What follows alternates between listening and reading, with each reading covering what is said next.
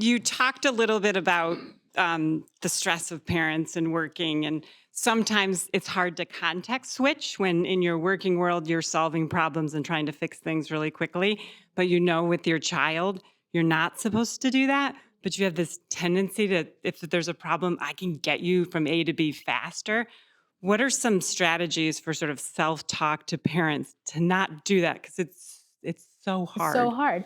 And it's hard for lots of reasons, right? Like you're in problem solving mode at work. You're probably good at that. You've probably been reinforced for that. And then you walk through the door and your child, who you care about maybe more than the people at work, honestly, has Yes. this problem and you're like, let me jump in and help you. Yeah. I think a couple of things there. One is I think it's helpful, not just for this challenge, but for lots of challenges to get out of work headspace and to get back into parent headspace. And I think that that can be a bigger challenge even for those who are working remotely, where the parenting and the work is happening in the same spot. And so one of the things I recommend is some rituals for sort of switching gears, right? We all remember back in the day, Mr. Rogers, where he comes home, he takes his shoes off, whatever.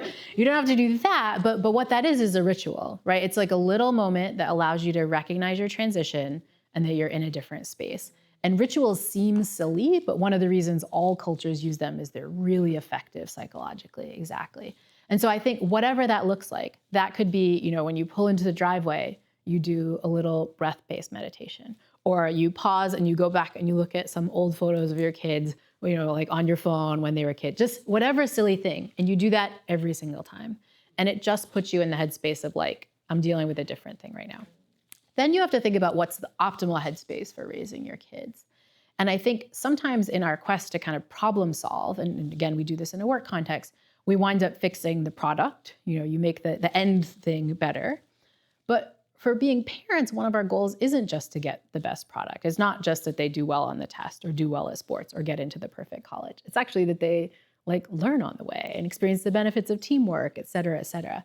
What we really want to focus on is the process. And I think that's a head switch that I think a lot of parents kind of resonate with of like, wait, I've been on the product. I want them to, get out the door in time in the morning, or I want them to do really well on their paper. And it's like, what you really want is the process so that, if tomorrow, God forbid, you were hit by a car and you weren't there anymore, they'd still be able to do it on their own.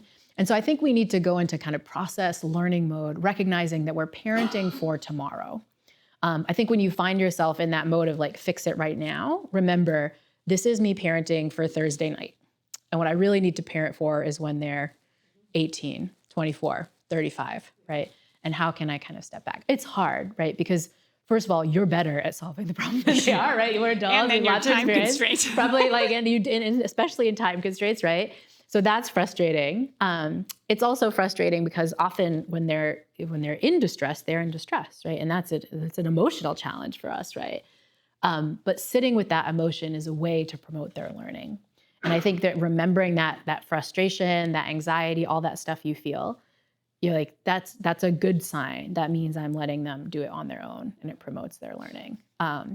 It's super hard, but I think those kinds of strategies of hacking, I'm in a different mode now. I'm not in problem solving mode. I'm in parenting them so that they can be 25 or parenting them so they could be 35. And that kind of mantra can sort of force you to focus a little bit more on the product versus the process. And we'll talk more in the class about even more specific ways to do that.